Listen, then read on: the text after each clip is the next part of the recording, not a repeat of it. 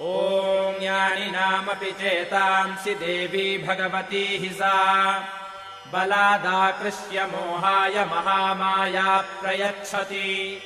दुर्गे स्मृता हरसि भीतिमशेषजन्तोः